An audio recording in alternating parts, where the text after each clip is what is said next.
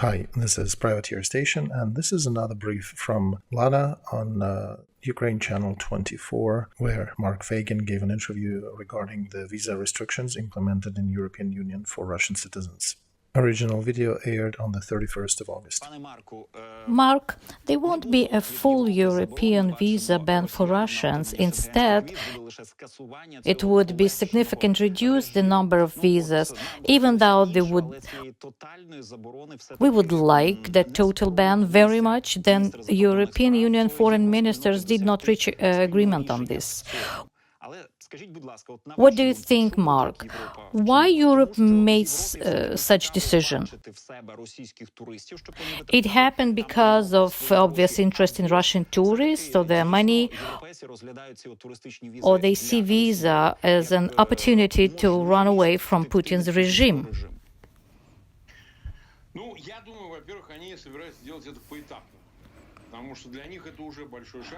First of all, I think they will act stepwise.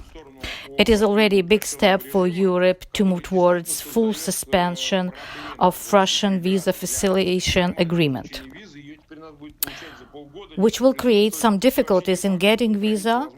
Plus, it's not certain that long-term visa, like 3-5 years old visas, will be still available. My guess, this option will be removed.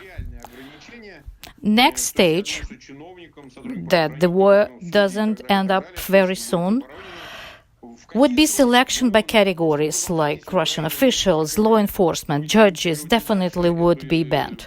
How fast it could be done? Well, if Ukraine and its allies will continue initiate this procedure, then I believe next decision could execute total ban for specific class, including relatives, their family members of Russian officials.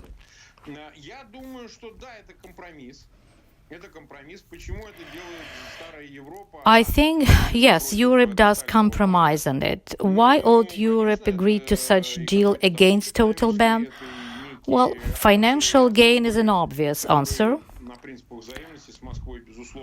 Plus, established relationships with Moscow, which cannot be dissolved in one day.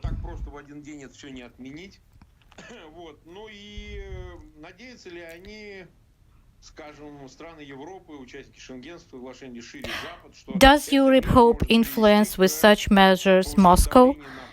Yes, to a certain degree, though they don't have illusions.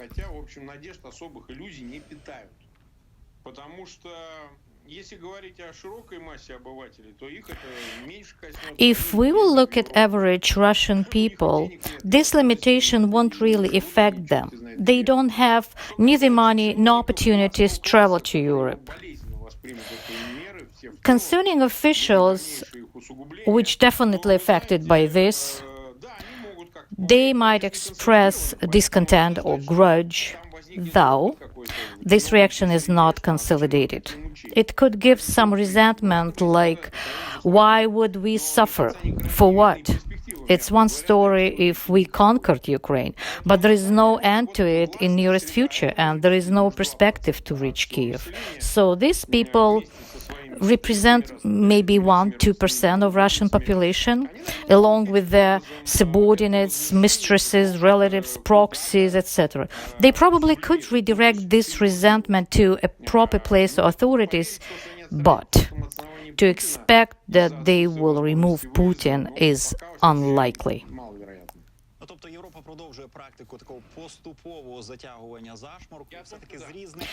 Does this mean Europe progresses by tightening the noose on Russian society, hoping that it could be a last drop?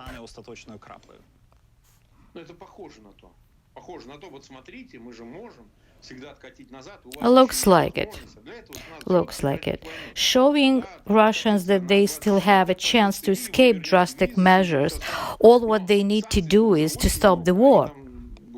Return to original borders of February 2020 and you get back visas, etc. But there are a lot of sanctions, almost 7,000. So visa solution won't be enough. there is a need for bigger program. Still, it's unexpected move. I would like to bring to your attention that before Zelensky's speech and its clearly agreed position with the Ukrainian allies, nobody would believe that Europe decided to execute visa restrictions, especially on suspension on visa facilitation agreement. Plus, it will bring more changes on connected to this agreement rules, which might be invisible for us at the moment, though very important ones. I suspect that there will be some application form with the question if you support the war in Ukraine or not. So anyone who does won't get a visa. I won't exclude this as a good measure of agreed European decisions. So I would say escalation of restrictions are possible. Observing all war crimes Russia does, Europe should react, and such visa restrictions are easiest way to respond. Ban more categories of Russians entering Europe to some extent will help to provoke society, maybe not completely to stop the war, but somehow grow the unrest.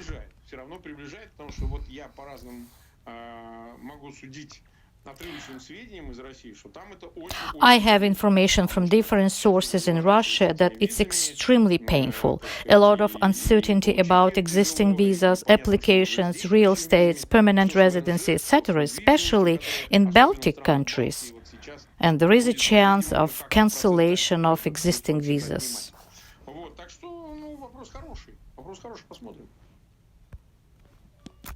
So it is a good question. We'll see.